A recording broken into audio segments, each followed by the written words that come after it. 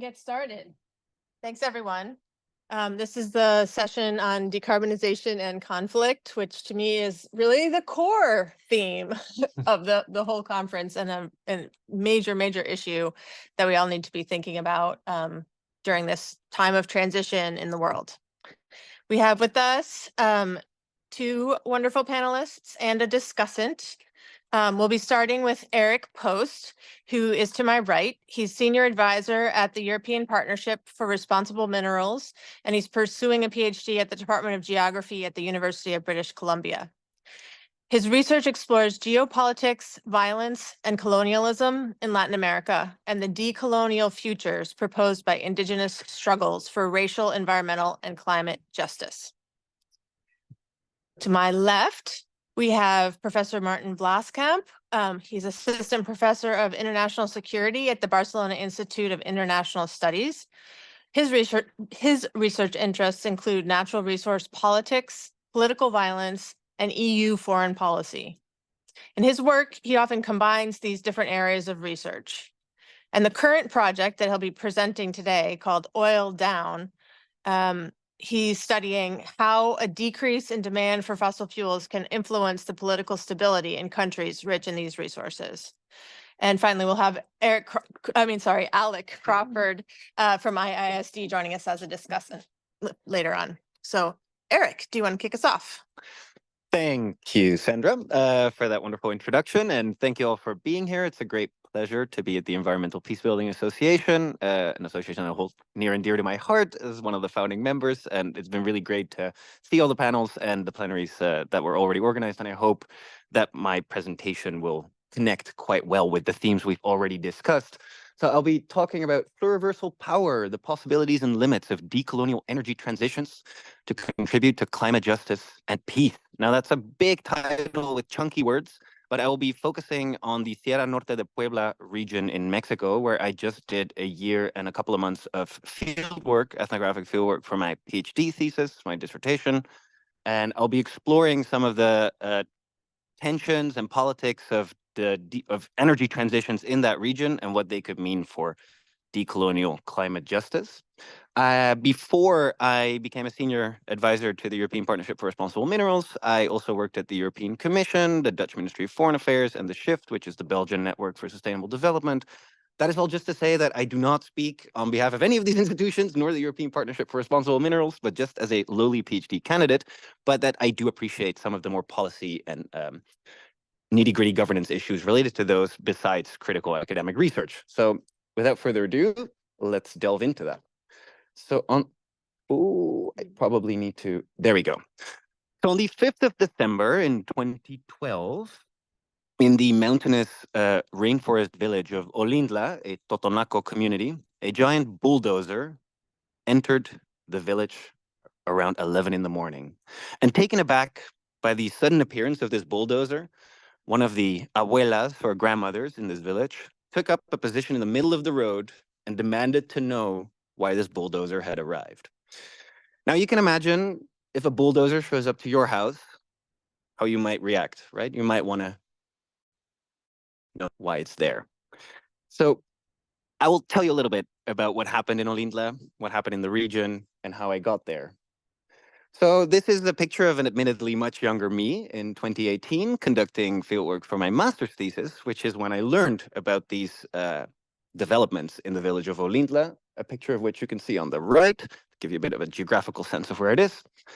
And I was talking to some of my friends now that were then in the Committee on the Defense of Water, who were telling me about this sudden project appearing in their community, which led to much larger discoveries of projects in the region, and that fueled my master's research back at the time, and led me, basically what I learned led me to embark upon this PhD that I started in 2020. So I'll tell you a little bit about what happened there. So I will try and talk about decolonial climate justice, which adding this notion of decoloniality to climate justice basically signals that it's about pursuing and trying to realize indigenous sovereignty and indigenous flourishing in accordance with the self-determination of indigenous communities as they express it and that applying that to a climate justice question, right? And I think the Sierra Norte is a very particular and good case to analyze some of these tensions that surround the notions of decoloniality and questions of climate justice. And I'll try and get into why. My approach can be summarized as broadly as decolonial political ecology, which these are words that might ring a bell to some of you. But for me, the political ecology mostly concerning itself with how we relate to our environments and environments relate to us, and how power mediates those relationships. Again, adding that notion of decoloniality signals that in my work, I take a normative stance in trying to contribute to realizing indigenous sovereignty and indigenous flourishing. And this can be done in ways large and small, right? So in my particular case, in 2018, during my master's, I helped to analyze some environmental impact assessments and launch some official complaints and observation procedures against the Mexican state for faulty procedures, which was requested by some of the people I was working with. So that was a way to contribute. Whereas for my PhD, I was lucky enough to secure funding through the Public Scholarship Initiative of the University of British Columbia, a true flagship initiative that I recommend everybody look up, to fund projects and collaborate in a very substantive way with 3 regional organizations, including an indigenous political organization having representatives from various communities, Totonaco communities, the Consejo Regional Totonaco, a body of cooperatives that together have about 40,000 socios or members, cooperativist members, including 9 overarching cooperatives in the Unión de Cooperativas Tosepan Tititanisque, or mostly predominantly Masewal or Nahuatl, and a collective of environmental defenders known as the Colectivo Regional en Defensa de los Bosques y el Territorio en la Sierra Norte de Puebla, which unites 19 ejidos who all send an environmental defender to protect the forests and rivers and territories of the Sierra Norte. Now, besides being praxis-oriented and wanting to contribute concretely to these initiatives and having done so in the past year, obviously I also have a literature focus and an academic focus, trying to basically engage 3 bodies of interdisciplinary literature in a empirically grounded conversation, as one might say. That's on extractivisms, imperialisms, and decoloniality, and I'm trying to put those into conversation with one another and basically respond to such calls for action, such as the one on screen by Farana Sultana at 2 years ago by now, American Association of Geographers conference on climate coloniality. Now, I won't get into what these contributions and stuff are. You can ask me after the presentation maybe, or over a drink, because I won't bore you with that.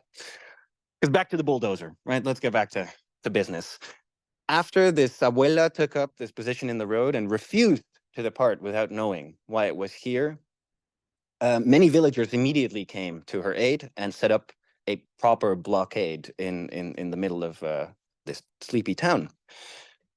It evolved into a year-long territorial occupation surrounding this bulldozer and this standoff with this bulldozer involving hundreds of people, including many women, many children. Especially the women used to be at the forefront of this struggle. And villagers quickly figured out, this bulldozer must be Grupo México's, which is one of the world's largest mining corporations, in the top 20 by just cash flow or revenue, and Mexico's largest mining corporation. And why was it there?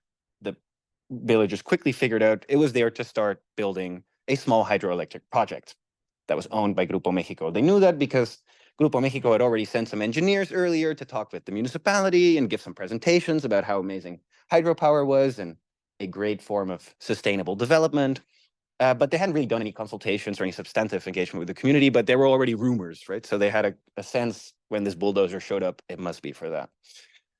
And it involved not just people from Olintla, but people from throughout the Sierra Norte de Puebla, which led to an articulation of various local initiatives and local struggles for the defense of territory. Because what turned out to be happening in the region was not just this one project, but a whole swath or a whole array of sustainable development projects that were being pushed in various communities in this region. So where is this region? What is the Sierra Norte de Puebla? Some very basic facts is just that it's in the north of the state of Puebla, in the center of Mexico, more or less. It's very mountainous. It's incredibly rainy. It's Bosque Mesófilo de la Montaña, which is a very special, famous type of rainforest that exists in Mexico.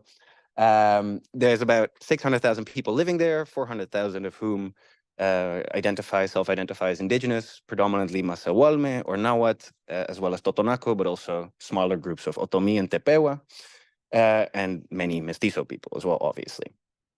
It's a roughly 100-kilometer stretch of the Sierra Madre Occidental region, so you get a sense of geographical scope.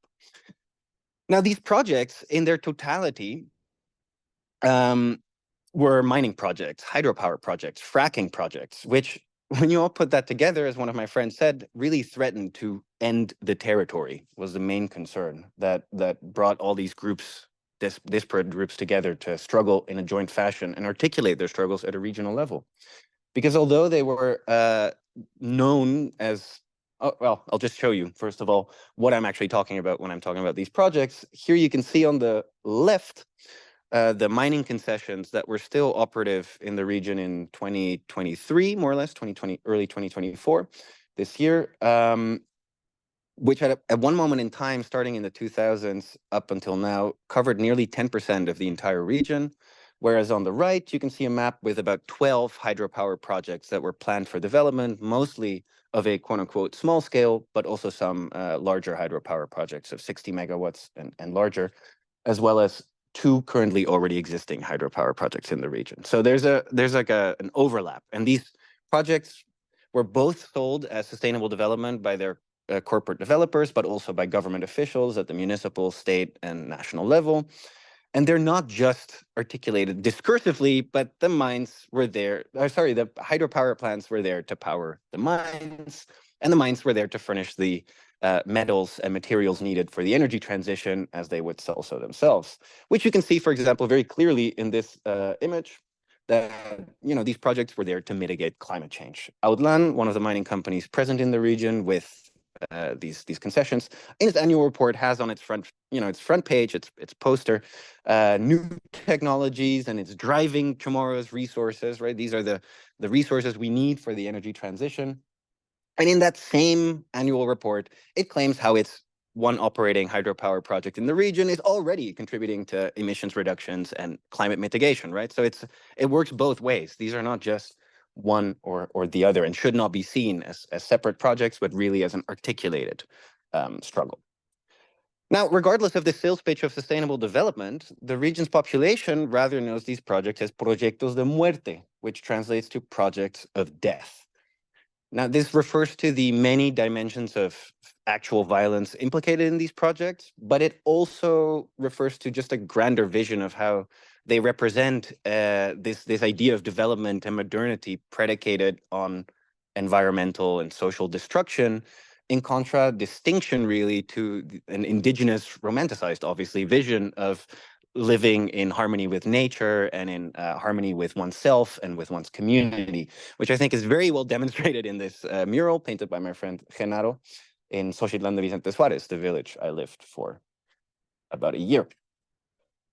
So these forms of violence and multiple dimensions of violence related to these projects have a very colonial dimension, and as one of my friends mentioned, right, indicate that the survival of indigenous communities is at stake with an intention of extermination to the benefit of big business. Now, this is right, quite strong language. We're talking here about genocidal and even ecocidal questions, and I really advise people who want to know more about that to take a look at, well, first of all, obviously my publication, but in general, there's a lot of documentation on these dimensions of violence associated with these projects in the Sierra Norte de Puebla.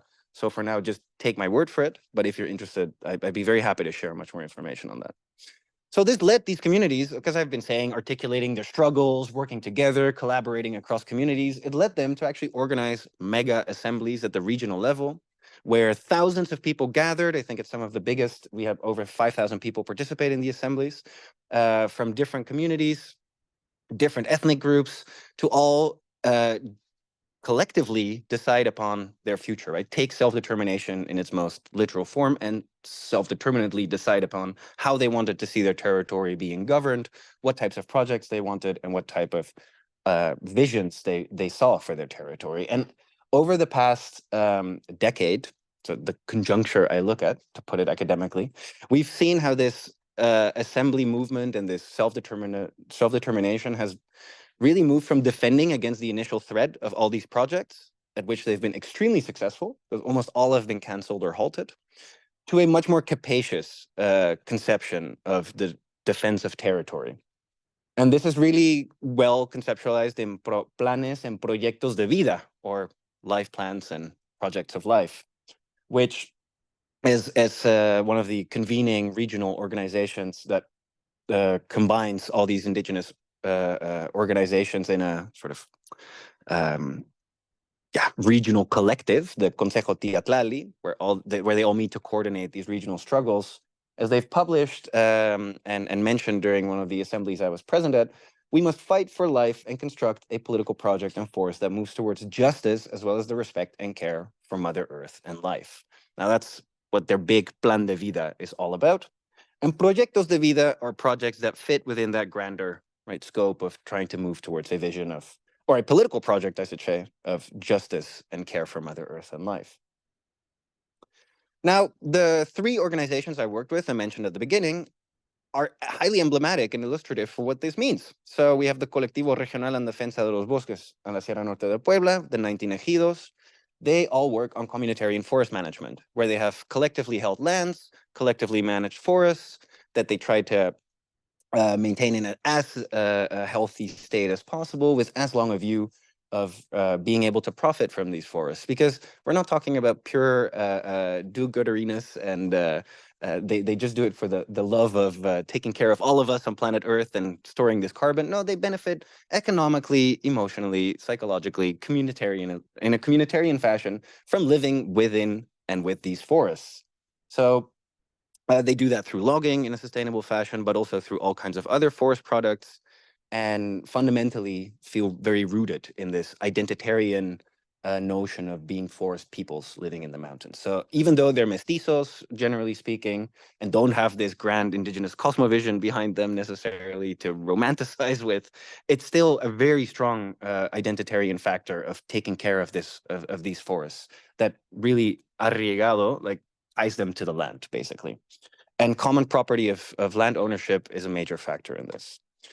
My Totonaco friends, meanwhile, try to engage in collaborations with scientists and allied NGOs, and including with myself, to move towards agroecological cultivation practices by also reinstating some of their ancestral practices and seed trading networks that existed prior to this, for two main reasons. First of all, because a lot of that knowledge has been lost with depeasantization and changing agro-cultural markets, and they're trying to recuperate that, but also because of a changing climate. It's an adaptive strategy towards being able to maintain their cultivation strategies in a much more drought-prone and hotter climate. Because I should say, even though it's one of the wettest regions in Mexico, and therefore almost in the world, there's actually a shortage of water in many of these communities. And they've been accustomed now, over 50 years of government programs, to use quite a lot of pesticides and fertilizers. So there's a big push now trying to pivot towards more agroecological cultivation methods that are adaptive to the climatic conditions. And lastly, we've got the Unión de Cooperativas Tosepan-Titanisque, with whom I've worked on their new renewable energy systems project, Energía para Yecnemilis, which roughly translates as energy for the good life, or energy from the good life, where amongst the million things that this union of cooperatives does, they're trying to push for a new energy system in the region that is based on the resources available to them, such as the forests, such as the rivers that run through it, and respects the daily uses of energy that were already present in the region. So it's really tailored to what one could call like a peasant mode of living, and rooted in their indigenous cosmovisions by, for example, saying, we can use these resources, but only have done so in a respectful, harmonious manner, and asking for permission, for example, from Mother Earth for using the sun and for using her waters and using the wind. And here in this picture, you can see that one of the things they do is, for example, build eco-efficient stoves, wood-burning stoves, because wood burning is really important for their culinary traditions. So we're not shifting to electronic cooking, but instead we're making eco-efficient wood stoves that pollute less, use less wood. And here we were constructing one in Reyes-Ojpan in February. And I would say that, together, these are three examples, and I'd be very happy to expand on this later on, that from my sense move from a situation of double climate injustice, right, where communities who have not contributed really to climate change historically are then suffering colonial usurpation of their lands, basically, for climate mitigation projects, move towards climate justice, where they're saying, look, we're actually working on climate mitigation, climate adaptation, storing carbon in our communitarian forests in ways that both contribute to addressing the climate crisis, but also contribute to creating a sense of justice within their territories, within their communities. Now, when I tell my friends that in the region, they all kind of laugh at me and they say, no, we don't contribute to climate justice. Don't be crazy. Like, that's such a huge concept, and the climate is such a planetary, phenomenon. We're just doing our small thing for our own communities and our own territories. We're not concerned really with saving you folks in the global north who've been destroying this planet. That's not our task, right? But I would nevertheless dare to venture that when you look at these as articulated projects at a regional scale, they do, to my mind, embody a sense of decolonial climate justice, particularly because they're mostly indigenous led, indigenous run, and indigenous initiated. So that's a little bit about my research. I wrote a research report with a Mexican research NGO called Poder. It's quite famous for doing research on corporate accountability in Latin America, looking at the projects that exist in the region, the corporate ownership structures behind them, including the major shareholders, the ultimate beneficiary owners, and at some of these examples of the defense of territory. So if you want to read a Spanish report, you can scan this QR code. It will lead you to an interactive website with like a nice map and pictures and news things, etc. This work was also funded by the UBC Public Scholarship Initiative, so it's part of it. And if you just want generally more research on the Sierra Norte de Puebla, I suggest you look at my two publications in the Journal for Peasant Studies and the Journal for Latin American Geography. And if you're one of those freaky geeks who loves really, really laborious conceptual discussions of terms like modes of imperial living and extractivisms rather than extractivism, and how does it relate to literature on imperialisms and mode of appropriation, and etc., have a look at the open access paper in the Journal for Development Policy. But only if you're up for that kind of thing. Otherwise, it's a slog. So thank you very much for your attention. I deeply want to thank, obviously, my friends in the Sierra Norte for their truly inspiring work and for making this all possible. I could not have done this without them. And I really look forward to both Martijn's presentation and the ensuing discussion. Thank you.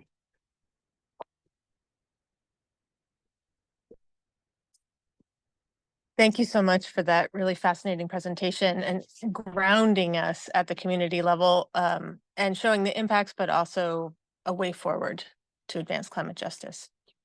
Yes,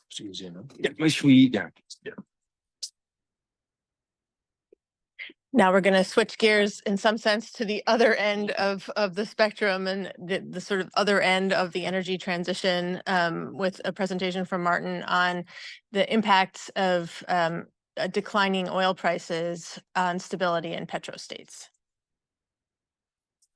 Yeah, does it work with this? Yeah, okay, perfect.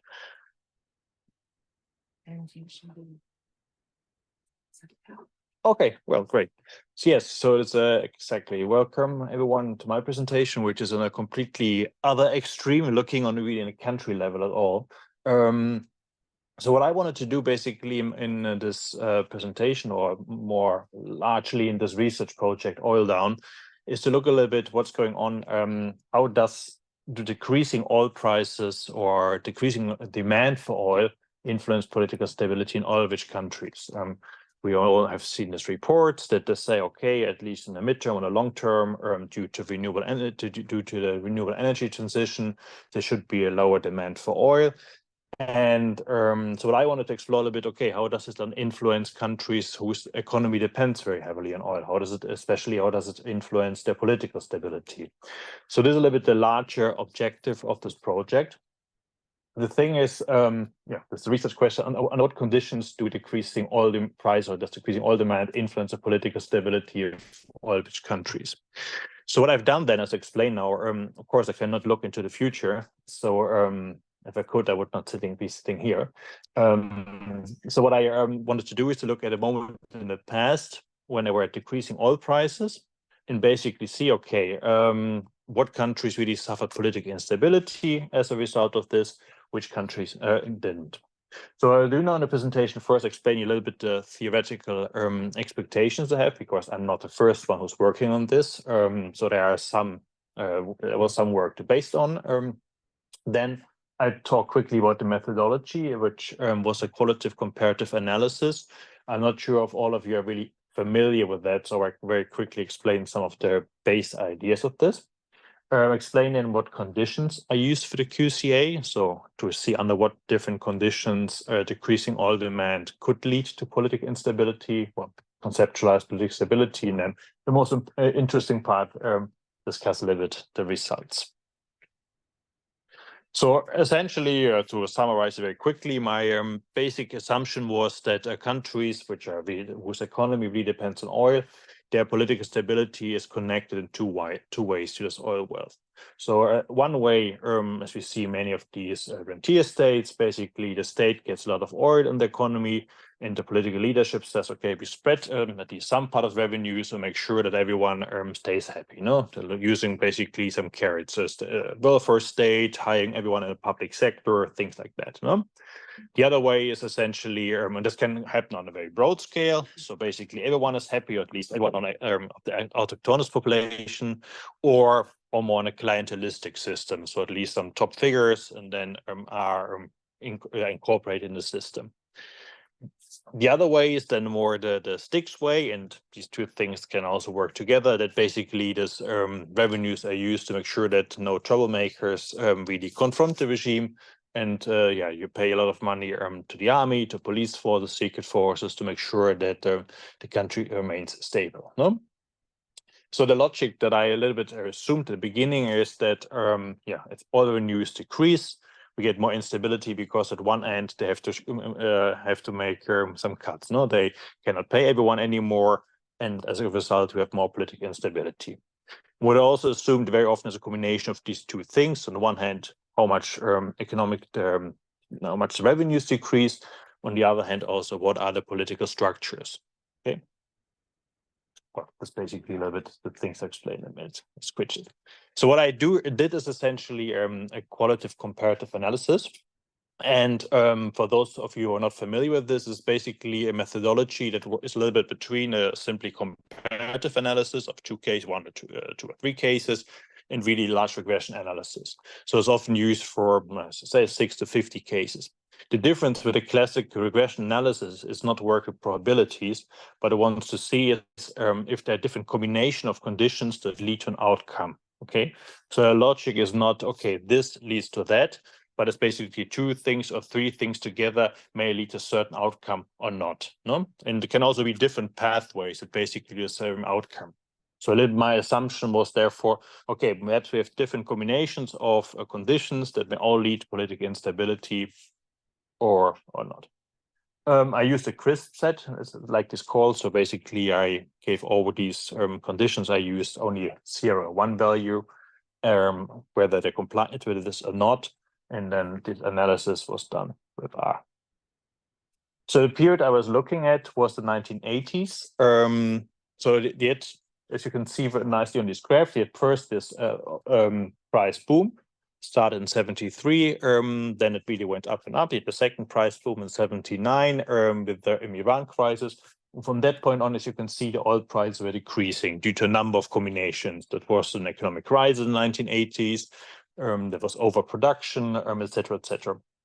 So what at that point Saudi Arabia, the largest producer, did, they said, okay, we simply cut our production to maintain the price stable more or less. But all the other countries, or a lot of them basically were not living up to the bargain, because they said, okay, we simply continue to sell more or the same amount as before. So as you can see, price decreased in 1986. Saudi Arabia essentially said, okay, we have enough of this. We also simply opened the floodgates and crashed the entire price, because we want to recover market share again. So this is big decrease of price that you see. So what I'm looking at especially is what happened after this period, after this crash, but you can see also a little bit before when you look at this period, the price was decreasing, and how it developed. well, it explains a little bit these developments I just showed. So what countries did I include on a sample? So I looked at 29 countries, and I used two criteria to identify all of which countries. First, at least 10% of the GDP in 1985, so just before this complete crash. Or the other hand, 20% of the total exports oil. In that case, I said it should be also at least 5% of the GDP oil, because there are some countries like the Bahamas that have where oil is a large export god, but that's mainly because they have a lot of refineries and things like that.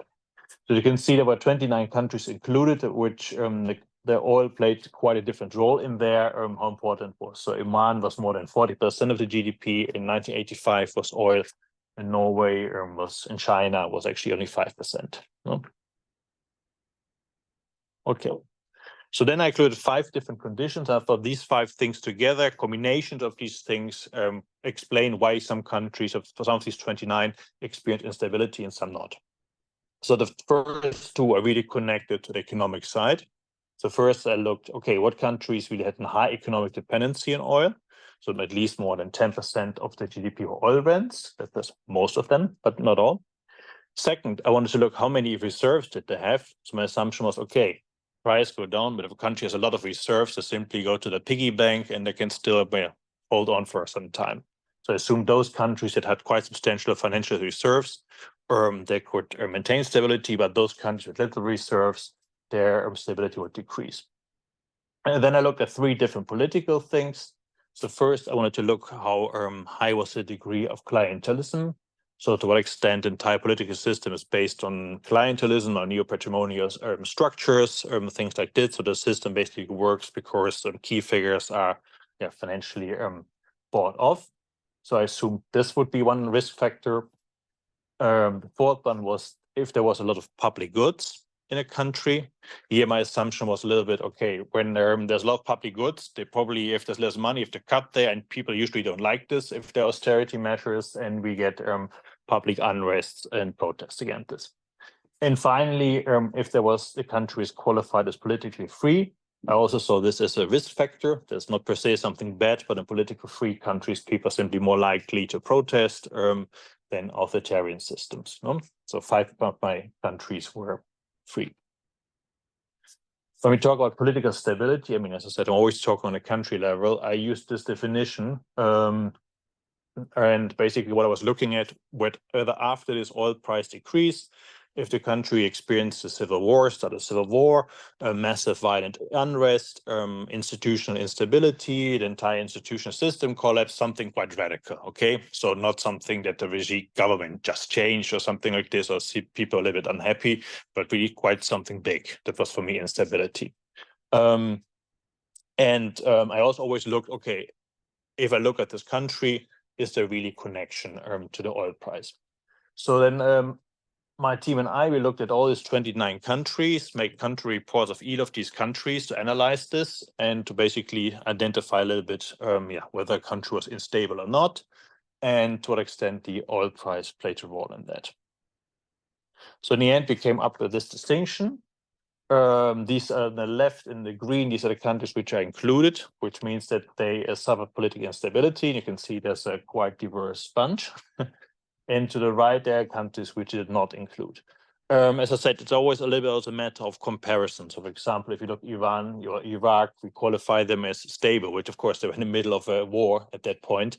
It's not particularly that stable, but we said, okay, this has nothing to do with the oil crash, and Iran actually was internally more stable than it was previously immediately after the Iranian Revolution. So, compared to the situation before. So then, these to the left, but the more or less the interesting countries was because I want to see, okay, why did some countries end up in the left and not in the right? What combination led to this? This is then in the QCA what we call a truth table. So we look at all these different conditions, and theoretically, we would have all possible conditions. Here I only showed you these conditions where we have at least one case, and you see always what combination of factors we have some countries. So just to give an example, the first line here is Ecuador, Trinidad and Tobago, Venezuela. These countries were oil dependent, but they had, they did not have few financial reserves, they had no clientelism, they had no public goods, and they had political freedom. No? You see all these countries always are structured around this. So then the R system does its magic, identified 3 pathways, basically 3 combination of factors to explain why countries were unstable or not. No? So these are the 3 combinations. First one, if a country had little financial reserves and a clientelist system, all countries with this combination suffered instability. If a country had few financial reserves and a high degree of public goods, it suffered problems. Or if it had political freedom and was dependent on oil, it suffered problems. These 3. I had 2 countries which I could not explain this combination, Algeria and Gabon. But actually, if you look at them a little bit in detail, they also fit the bill. So the first one, and I won't go through all details of each country, yes, that would be too long. It's basic logic. Is that no cash, no clientelism? What we always saw, especially in the countries in sub-Saharan Africa. These were countries in the 70s. They often started the oil production. They got a lot of debt. Then oil price went down. Structural adjustment programs by the IMF, because they simply didn't have the money anymore. What did they do? They only cut basically on the things with population, because they did not alienate all their clientelist system. The direct people close to loyal, the top branch. A lot of pressure then on the system, because obviously the population was not too happy with this. And what I saw most, all these countries then, and was basically then in the early 90s, also in a broader context of the third democratic wave elections. No? So really that the regime had to organize elections. In the long run, the effect was actually quite limited, because they were these networks were so strong that actually in Cameroon, Gabon, which also feels this a little bit, and Congo, the old leadership simply came back. I think in Cameroon and in Congo, there's still the same president as 1985. So it's quite resilient system. In Gabon, his son was just ousted last year. No? And Mexico is a little bit different case, because the crisis started very early, but some of the same patterns. There's, of course, the perfect dictatorship of the PRI, which also had this very clientelist system, which started to crumble with this oil crisis. And they had to even go to more aggressive electoral fraud already in 1988. And then 89, the first time they lost an election at all in 70 years. So the second one is, as I said, not a public goods system. And this is, in my case, the Soviet Union, Tunisia, and to some extent also Algeria.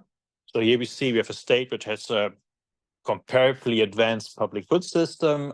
They don't have any money anymore. The Soviet Union was virtually bankrupt at the end, completely depending on Western money, because the oil price had crashed. Tunisia, to some extent, the same thing, and they did not really dare to do the reforms, because to cut on the public goods. Again, same thing. Public pressure increases, and when the Soviet Union, the entire country eventually collapsed, because they were not able anymore to crash down on opposition, on these nationalist movements everywhere, because, as I said, they were so dependent on Western money that led to was one of the factors to contribute to the end. In Tunisia, in the end, it was more a palace coup that ended the regime, or ended the president. And finally, the third combination is basically democratic countries. That's what I saw in Ecuador, Trinidad, Tobago, and Venezuela. Ecuador was young democracy in the 1980s. The military was still meddling all the time, with frequent unrest when the money ran out. Actually, the president was even kidnapped for some time by some military. So we also saw these problems. Trinidad, Tobago had even a quite bizarre failed coup in this context of austerity measures. And then Venezuela was actually in the early 80s still the leading, the poster child basically of democracy in Latin America. Also this entire process, whose consequence we still see today, started there, because they had to cut. They were not be able to do these reforms. Military and the elites started to lose their faith in democracy. And then in 91 and 93, they got the first coups. And the first coup was by a certain Hugo Chavez, who then a couple of years later was democratically elected. No? So the only 2 free countries without were Peru and Norway. So to sum up, okay, if we now look at the future, oil prices go down, there's less demand.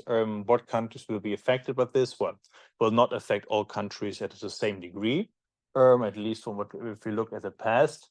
But a lot of countries can be can be expected to experience more instability like this.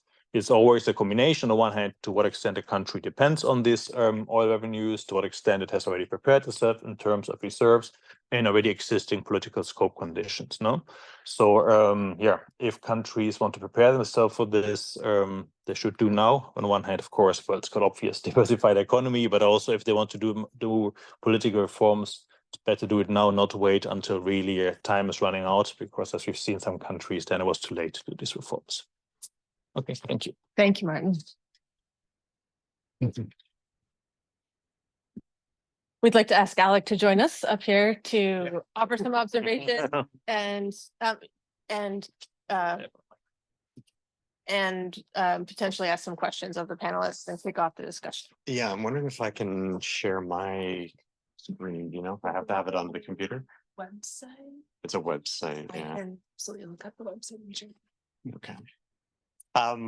Thanks very much to the panelists for including me in this as of this morning. So please forgive me for what may be perceived as a slight lack of preparation, but I'm going to be speaking to some of the work that we did a few years ago that I think offers a nice bridge between Martin's presentation and Erik's presentation around this idea of kind of environmental peace building and the energy transition.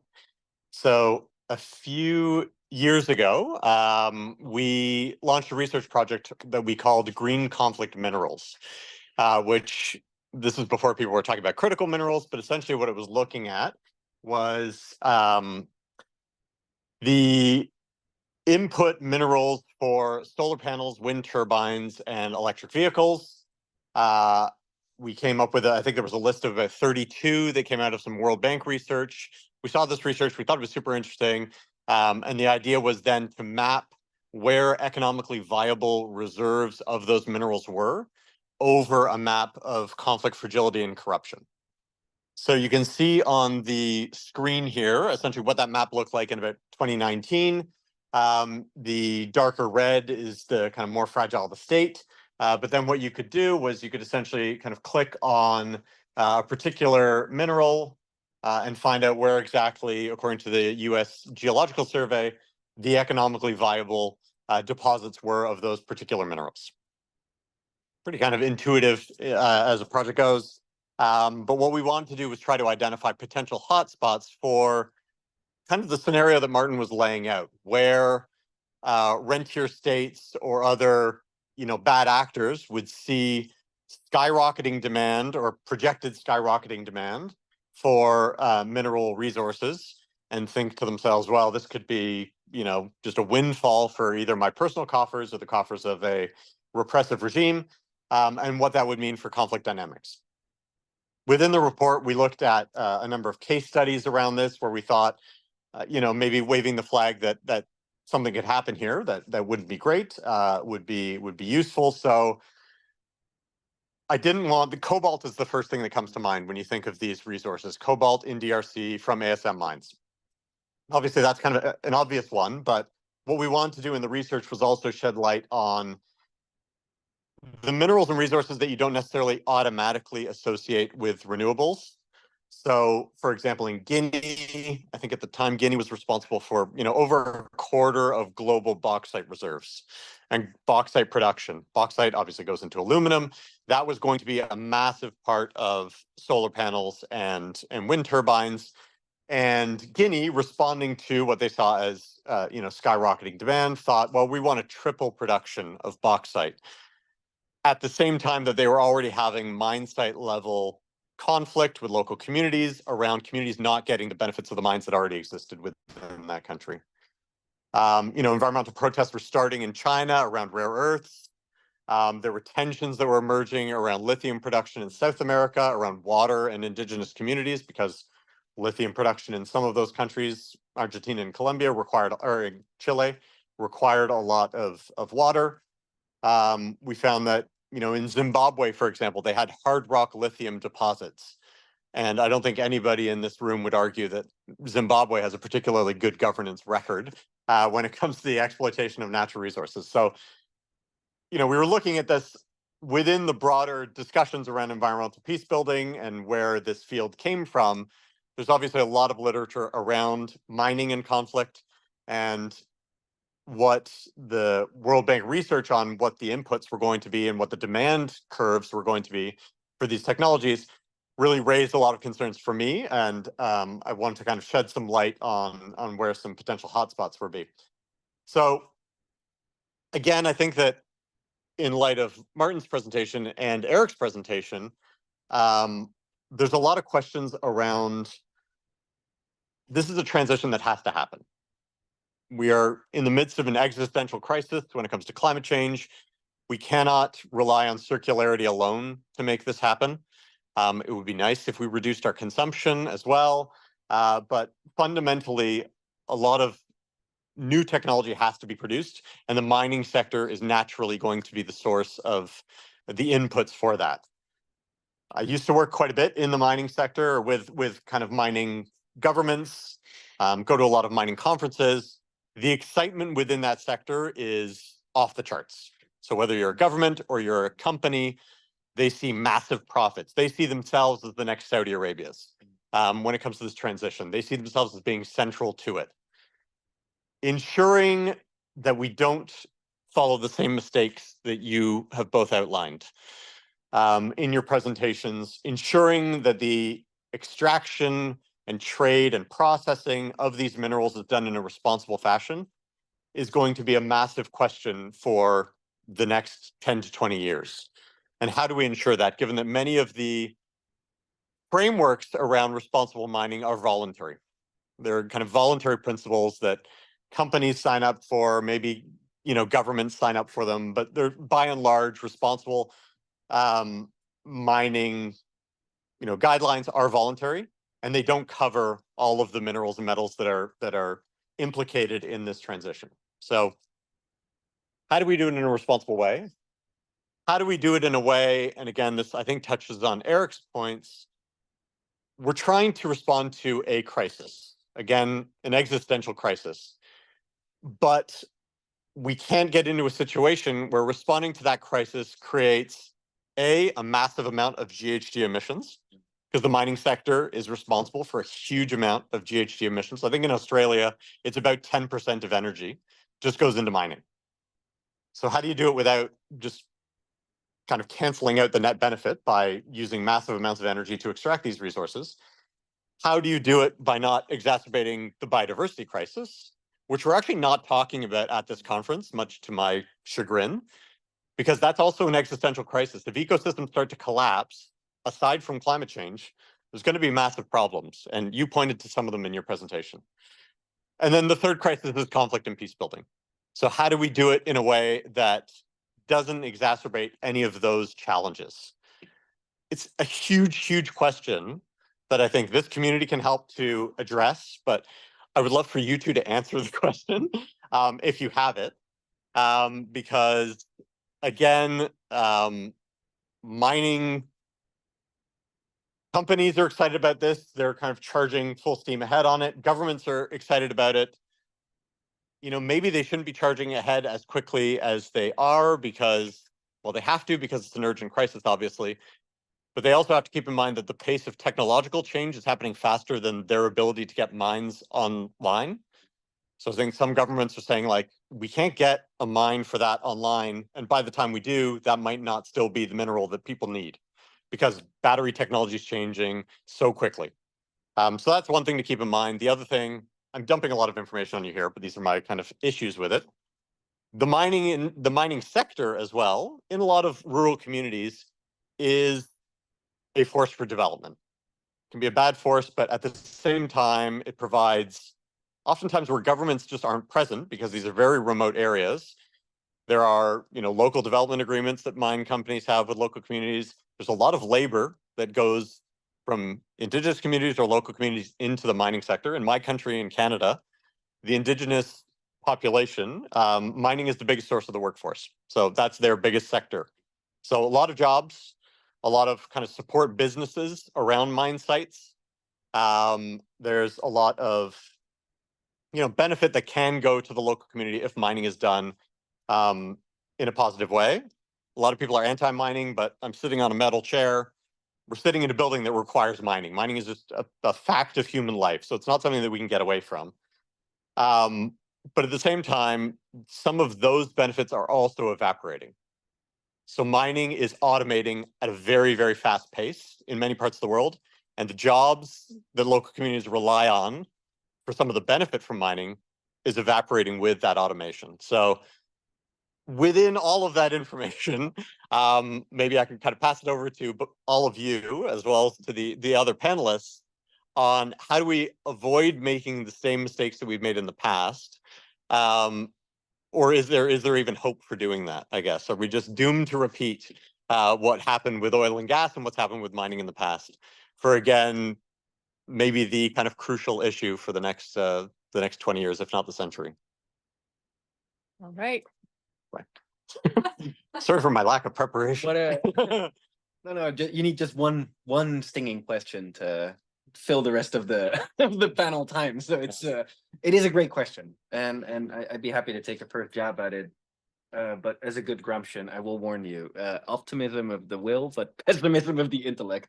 So the question of how do you do that responsibly, I think, depends on so many factors that are outside of the mining industry, even, right? So it's very hard to come with any singular silver bullet that will work across the board in any context and in any situation, any geopolitical configuration. But I think a couple of key points going maybe from the highest planetary scale to the lowest local scale is, first of all, to collaborate internationally and across borders, which is not a very popular opinion at the moment. But if we don't do that and we keep securitizing our supply chains and seeing this as a deadlocked geopolitical competition for supremacy between, let's say, US, China, Europe, with every party trying to secure the maximum geopolitical economic gain it can by controlling these supply chains and mine sites, I don't think that's a very helpful approach to trying to do this responsibly, but might actually only fuel the gravest, sort of most flagrant type of irresponsible mining. So that's one, which is a big ask, right? So, but still, you asked me for my opinion. There you go. Optimism of the will. Let's go. At a more at a slightly lower macro scale, I would say you need very operationalizable due diligence requirements and tools that are actually useful for companies that engage in mining.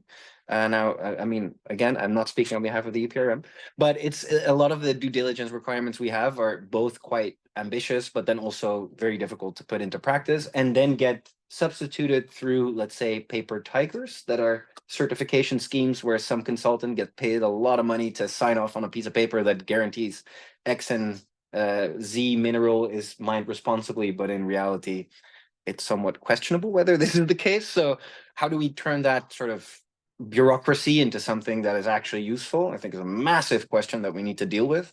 Again, don't necessarily have an answer for you, but optimism of the will, there you go. And at a much more local level, I think we just have to be very honest in recognizing that this only works if there's political will from all parties involved. And I don't just mean from a government, but also from local communities and from these mining companies. Like in my case, for example, in the Sierra Norte de Puebla, one of the Canadian mining companies that wanted to remine ancient gold mines, came into the community and already had the project ready to go, didn't consult anyone, flagrantly violating ILO 169 in the Mexican Constitution. It took a 10-year legal battle between an indigenous ejido and this mining company all the way up to the Mexican Supreme Court to show that their human rights were violated in how this project was initiated. And only then did this company come with, in the process of this, a legal struggle with a human rights code and these sustainable development projects. And by the way, we're building a dam for you folks. So why are you complaining? We're actually helping you with development. And this just felt like a total charade, to put it mildly, and just again, a colonization, a recolonization of these indigenous territories. So how do you do that responsibly? Well, not in that way, right? So it takes some preparation and a genuine interest in doing this collaboratively. Because again, the people I also work with, they're aware that your metal chair requires metals, right? So they weren't necessarily even against the idea of a mine per se, but if you do it in this manner, then yeah, you can forget about mining responsibly. So I would say most macro, meso, and local, there's lots of work to be done.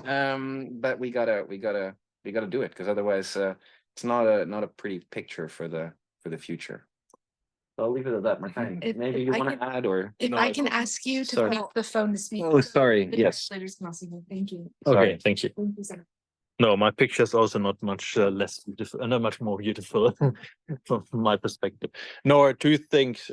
First, I think it will be very important expectation management. As you said, many of these countries have the idea that next Saudi Arabia, Kuwait, but if you look at the numbers, the minerals, the income is much less than oil. Oil is really very, very, very easy money compared to most metals and mines. And I think that can be a big problem in many countries, that people get this idea, okay, we'll all be like Saudi Arabia in 5 years, but it's complete. Mines do not produce that much in economic output right now. So I guess that will be a very big challenge for many governments to manage these expectations, because what will happen then, if people don't see the benefits, they will suspect, and probably not completely unjustified very often, that everything ended up in corruption and things like this. And yeah, there's also another potential for instability. Besides this, I mean, it is also, yeah, to what extent it may influence countries. I mean, if I look at oil for this project, a lot of historical records, I'm not aware of any case where an increase in oil revenues really made a country, let's say, more democratic or improve the governance. Rather, on the contrary, usually it's strengthened already existing tendencies, no, in systems that were more paternalistic, like in many of the Gulf states. It made this stronger, and probably they're almost the best off in comparison. In countries which have a lot of tribal dynamics, then it only strengthened tribal dynamics. In countries that had more this quasi-socialist regimes, it intended to do some extent, but is never. I'm not aware of any case with really was a force for good in terms of democracy of governance. So I'm not very optimistic about this in terms of minerals either. Yeah. Yeah, and sorry, just to add a final point, because I do wear my critical studies PhD candidate hat. So it's I think at an even larger macro scale, it's important to also push back a little bit against the assumption of we need ever growing material consumption, right? It's not to be even more optimistic of the will and pessimistic of the intellect, but as long as we're predicated on an economic political system of infinite growth and yada yada yada, this is not a sustainable system. Regardless of how responsibly you want to mine these minerals, your land use change and your GHG emissions simply are untenable. And we know that the trend line since the 70s is alarming, to say the least. So that's just to push back a little against the sort of inevitability framing of all of this, and deep questions we need to ask ourselves as global North citizens of why we live in this imperial mode of living, as I would coin it. So sorry, didn't want to intrude on any of the questions coming up. Go ahead. I wondered if, and that's to all of you actually, if Oh, can you introduce yourself? my name is Ziad Derouish. I work for CDA. I'm also an academic, political ecologist. I wonder if decarbonizing colonial violence is any different from other forms of extractive violence. So if the pathways, for example, in the green transition has changed, are we seeing, I mean, geographies have changed clearly where we're extracting, but is decarbonizing violence any different on the ground than what we've seen before? And if so, how?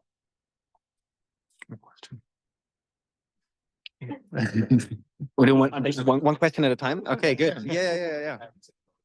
Did we take a Yes. questions actually? Yeah, why don't you? Why don't we take a couple and then we can see how we answer? Yeah. It's the next hand I saw. Yes, thank you. Thiam, Ryan, University of Turnitin. Yeah, so Erik, thanks for that last point.